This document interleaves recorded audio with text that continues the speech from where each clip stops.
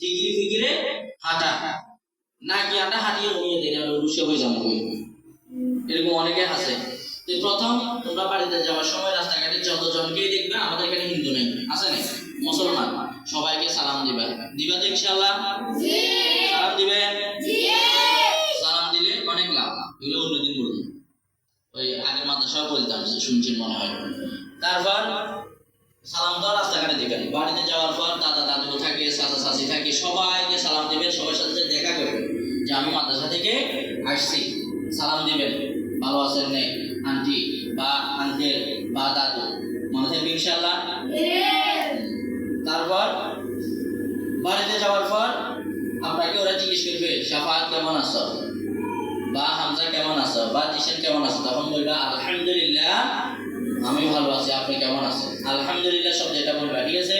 আলহামদুলিল্লাহ অর্থ হচ্ছে সমস্ত প্রশংসা আল্লাহ তাআলার জন্য, এই শব্দটা উচ্চারণ করে উত্তর দিবা। তারপর বাড়িতে যাওয়ার পর আব্বু বলতে দিয়ে বোন আয়াতান ইচ্ছা হইব না কেন? সর্ব এক কথায় আব্বু আম্মুর কথা শুনবেন। আব্বু যদি বলে সাফাতে দিকে আসো, বসো, বা জোরে পথে করে ঘুমাও, যাবে, এ আসো সাফাত বা খাও, খাবে, মানে এক কথায় যাই বলবে তাই করবেন, ইনশাআল্লাহ করবেন না? না করলে বদদোয়া, এই কোরআন শরীফ পারবেন না। এই জন্য যেটাই বলে, আগে হয়তো বা জানতেন না, এখন তো জানেন, মা বাবার দোয়া বহুত দরকারি, মা বাবার দোয়া বহুত দরকারি। কাবা শরীফের এক ইমামের আম্মা, কাবা শরীফের ইমামের যখন ছোট ছিল, দুষ্টামি একটা আম্মায় বদদোয়া দিছে, কিছু জানে না, তো আল্লাহ দুজন কাবার ইমাম বানায়, আল্লাহ দুজন, আল্লাহ এই মায়ের দোয়া কবুল করছে, ওই উনি এখন কাবার ইমাম।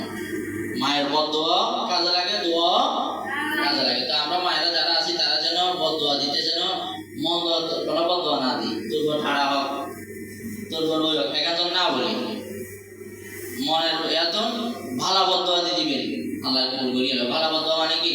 আল্লাহ আরো তোর বড় আলেম বানায় দেয়, তুই যেন এত শতানি করে রে, আল্লাহ তোর বড় আলেম বানায় দেয়, এইভাবে বলবো। তুই যেন এত দুষ্টামি করেছেন, আল্লাহ যেন তোরে আল্লাহ রাস্তায় কবুল করে, তোর যেন হাফেজে কোরআন বানায়। এখন এই দোয়াগুলো করবেন, যখন বদদোয়া দিবেন বদদোয়া তো এই দোয়া করিয়ে